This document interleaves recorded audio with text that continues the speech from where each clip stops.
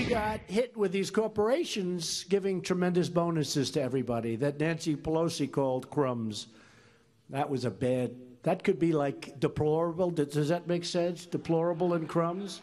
Those two words, they seem to have a resemblance. I hope it has the same meaning. The other night, there was zero movement from the Democrats. They sat there, stone cold, no smile, no applause. You would have thought that on that one they would have sort of at least clapped a little bit, which tells you perhaps they'd rather see us not do well than see our country do great. And that's not good. That's not good.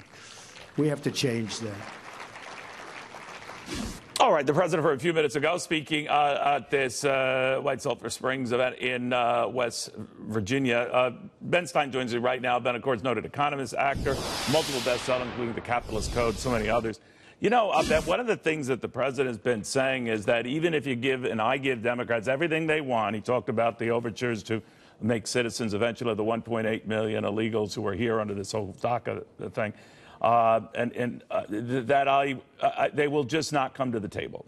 And that's just the way it is. What do you think of the political environment now? The religion of the Democrat Party, especially the more progressive wing, is hate. They're all about hate. They're all about vengeance. They still can't get over the fact that they lost the election. They still can't get over the fact that they've been busted cold in terms of FBI misconduct.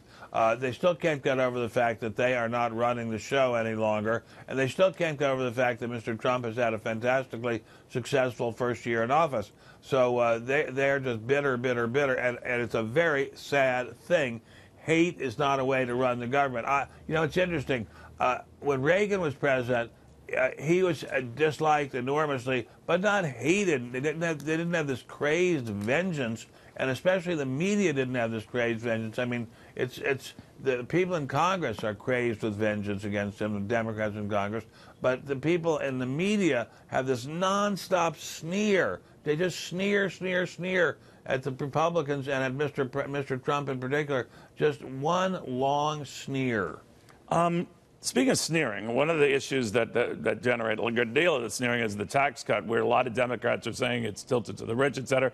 And yet even Steny Hoyer, when I had a chance to chat with him the other day while in Washington for the State of the Union address, he did kind of call Nancy Pelosi to task a little bit, referring to those $1,000 bonuses that some companies are handing out as chump change or crumbs, that was a mistake. But that the intent, the fact that they're tilted away from most folks who really need them, he stands by that, But I think Democrats are increasingly in a bit of a pickle on this issue. What do you think? Well, I think they're in a very big pickle in many ways because they don't have any issues at this point. The economy is very, very strong. They have no foreign policy ideas at all, period, none, except to be anti-Israel, which is really amazing for the Democrat Party.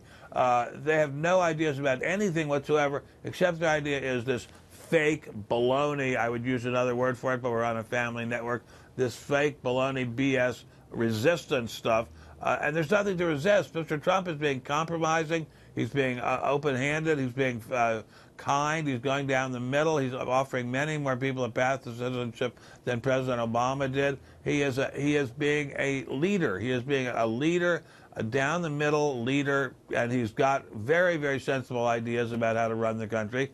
And, you know, he wants us to go back to being a country that believes in family, that believes in law and order, that believes in justice, that believes in the justice system. And the Democrats sit on their hands and sneer, and the media really sneers. I mean, it's frightening how the media sneers at him. I'm trying to avoid sneering now. No, you never sneer. I have never seen. I have known you. I have known you all your life, and you have never sneered once.